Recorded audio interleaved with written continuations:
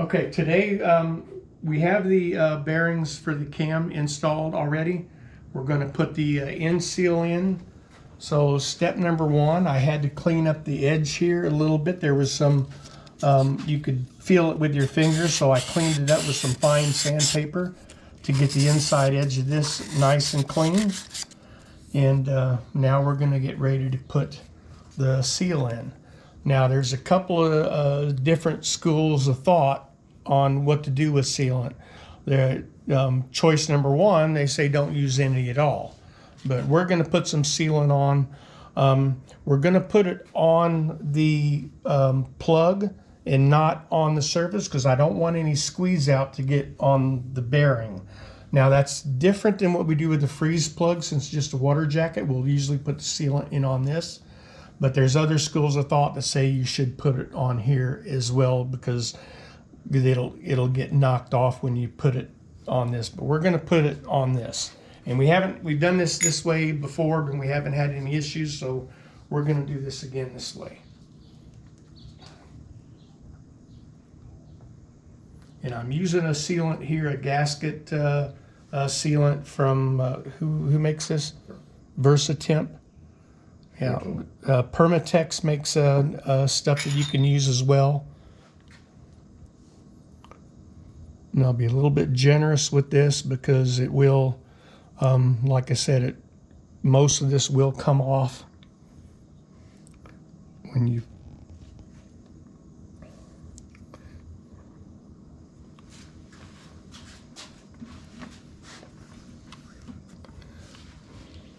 All right.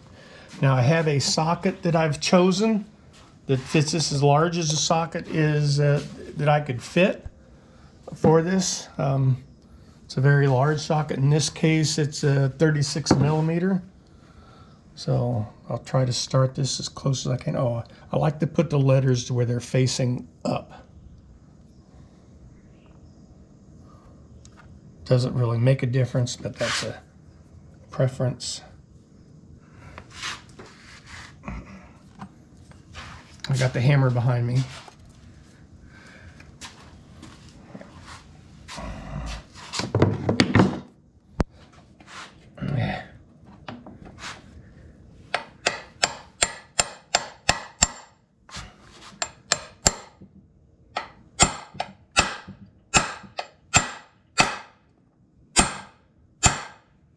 There it goes.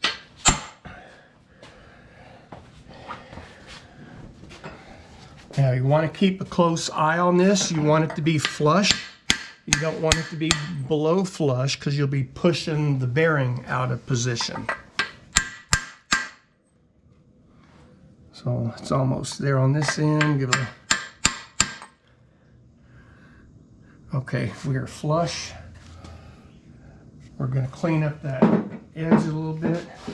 And this particular design block, they have little indents here where these caps are, what's the word I'm looking for, where they're pushed in. Here they'll go around and press it around the end, and we'll do that with the screwdriver and hammer and dent it into where it, just the edge of that to where it grabs it. But as you can see, I didn't get a lot of sealant that came out of there, so that's good. We didn't knock it all out. So we're good there. So let me grab a screwdriver. Okay, I got a metal chisel instead of a screwdriver. I don't want people complaining that I'm using a screwdriver incorrectly. But I'll just tick the ends like this and kind of knock it into place. I'll go one side and the other side. Now I don't want to do so much that I'm deforming the seal. I'm just denting them in just a little bit to match these indents here to catch it. Okay, so we have the end seal in now. I do want to make a correction. I indicated that I didn't want to get it too far past flush because it would hit the bearing surface in the back. But I did want to indicate that it actually won't, because there's actually quite a bit of space between the end of that end cap and that bearing. But you do still want this flush. There's no reason to have it past because it might interfere. you know, with the cam or cause you a leak. So I wanted to correct that. Okay, we're getting ready to install the camshaft. We have tested fit it, so we're certain that it fits and all the bearings are right. So I've already lubed the inside of these bearings. So I'm gonna put some assembly. We're using what we call the good stuff. It's a product from Lucas Oil, Assembly Lube. Some great stuff. So I'm gonna put some on each of these journals, and I won't do the whole camshaft all at one time. I'll lube up each one as I go. Do you want to give them the numbers of what it was when we measured it? I don't know what the numbers were. You did the measurements. I don't know.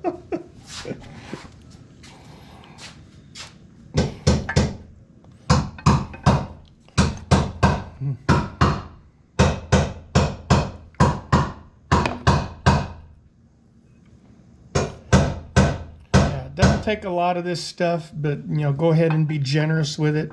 If you get any excess on it, it will, when the engine runs and heats up, it will be displaced and will come out in your oil. So don't be concerned if you get too much on it and it gets places where you don't want it, because it won't hurt anything.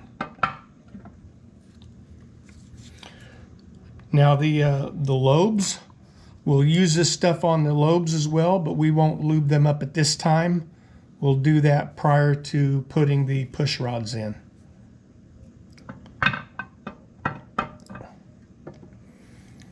Okay, they make a tool to hold this so you can keep it straight, but since we have room inside the engine, we really don't need that tool because we can access the other end of this camshaft and hold it up, which I'm going to have to do to put it in the last piece here.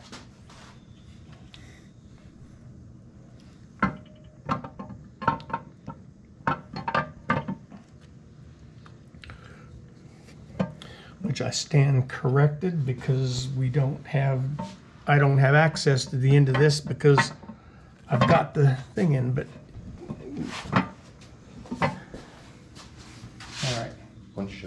yeah. Okay, I want to correct myself. We did have the tool. Here it is. We installed to the front of the cam. And the reason why I need to do that is, why I need to correct myself is, I've put this end seal on the back here, and I don't have access to grab the back end of that cam. So I do need this tool so I can lift the cam in place and get it in that back bearing back here. So the whole cam goes in just like so. Okay, I want to go back a little bit and give you a little piece of information on the 65 and the 66 cam for the 427. They are a little unique in that they have this groove. I don't know, can you see that very well? Can you? Okay, let me pull out a little bit more and come over top. You should be able to see it now. Yeah, they have this groove right here in the last bearing surface on the camshaft. On the bearing in there, there's a matching groove to make sure that it has oil, because it needs this oil groove here to pass oil from there through here to get to the main bearing, or vice versa. But this groove has to be in here on the 65 and 66. On both, on the bearing and on the... Yeah, on the bearing and the camshaft. All right, feet and knees together, Airborne. What we're about to do is go ahead and we're going to put the timing sprocket on. But before we did that, I wanted to show you some unique characteristics of this 427 1966 block. If you notice these two plugs right here, we went ahead and drilled a 1/16 hole in here. And what this does is this system, this block, doesn't allow oil to get to the front of the cam. So what you'll end up doing is the sprocket will actually ride on this surface over a period of time, and because there's no oil, it actually put a groove in the surface. So we went ahead and actually put a 1/16 hole in each side of these stops, just to lube the surface. So remember, this is critical if you don't want to damage your faceplate of your block. Okay, so what we're getting ready to do now is polish the crankshaft. And what I mean by that, if you listen here, you see the odd colorations, styrations, and marks and stuff. We're gonna polish this up using some 600 grit sandpaper and WD-40 and wrap a cord around it and polish this by hand to get all this out. So we want it to look like, I've done one here, and we'll show you what it looks like after. See the difference in how shiny. This one had just as much marks on it as this one over here had, and we want it to look like that when we're done. Any irregularities or anything that you can feel with your finger, like this right here, I don't know if that shows up or not on the video. Yeah, but there's you can feel a little bit of texturing on that, like something, a nick or whatever on it. We're going to smooth that out so we don't damage any bearings. So I'll show you how I'll do it on this last journal. I'll show you how we go about it.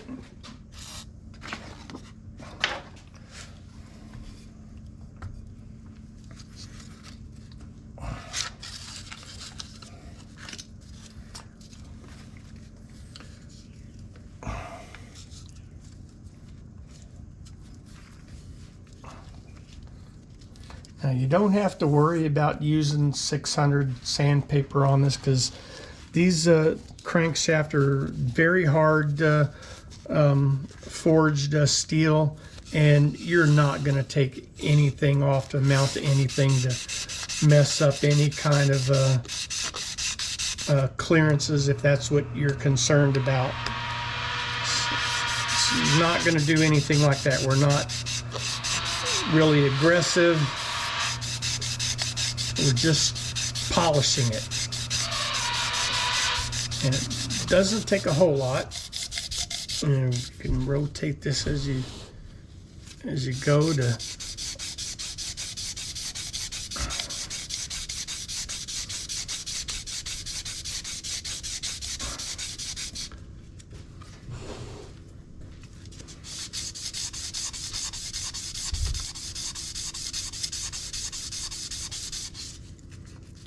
and one more time.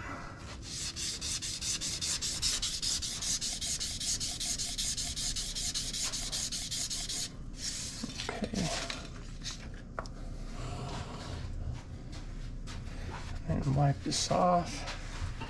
And you can see how we got most of it out. It looks a whole lot better than what we started, but I'll spend a little more time with this until this is nice and shiny.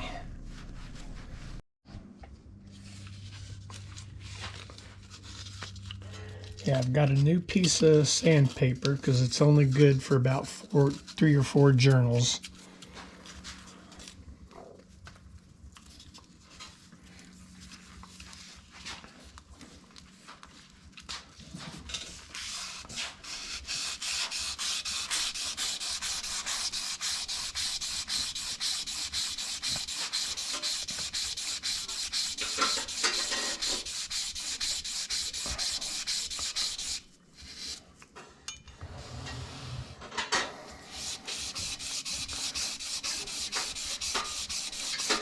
Now you could go with a rougher grit, but I wouldn't recommend anything rougher than a 600.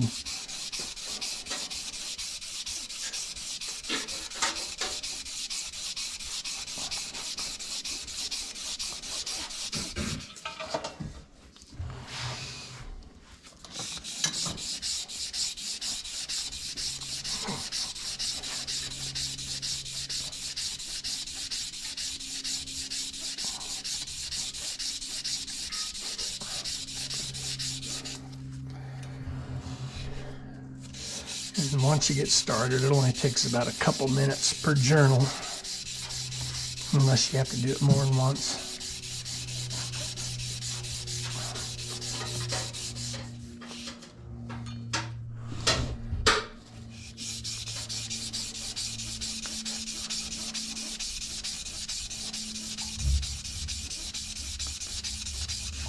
All right.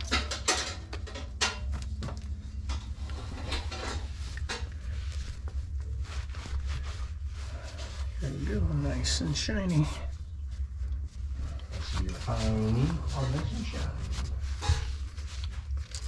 All right, and that one's done.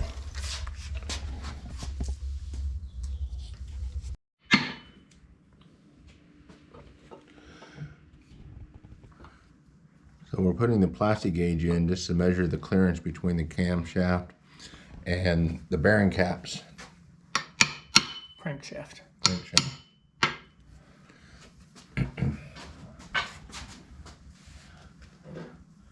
And we do this process dry. You gotta make sure you don't rotate.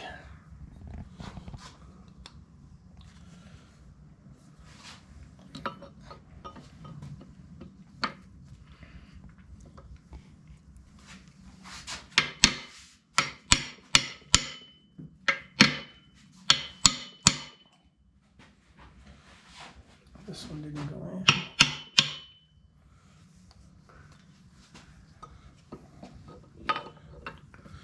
So the reason we're having to tap these in and making sure that we're not deforming the plastic gauge when doing so, these are such a tight fit that Yeah, they don't go down. they need to be persuaded in order to fit inside. So now what we're going to do is go ahead and put the bolts, the cap bolts in, torque them down to the required torque, and pull them apart and see what the clearance is. Okay, so what we're looking now at is to see what the distance is between our caps and our actual crank. Go ahead and measure that, Brian, will you please? So we're gonna see which one this lines up best. Okay, one is a little, so this one is at 1.5 thousandths. About what I measured it at.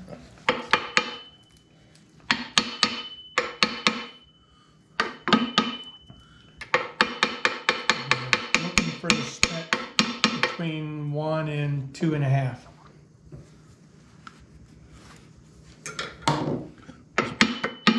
This one's really in there. Yep.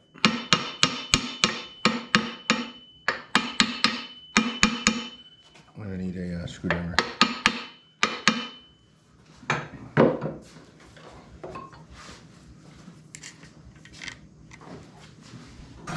I got it, never mind. All right, and this one, since we ran over the, Does it look wider? looks thinner.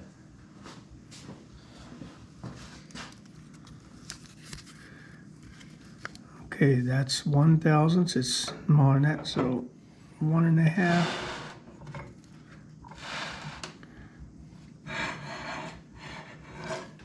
So it's between 1.5 and 2. All right, then we're good. Okay, so let's clean these marks up.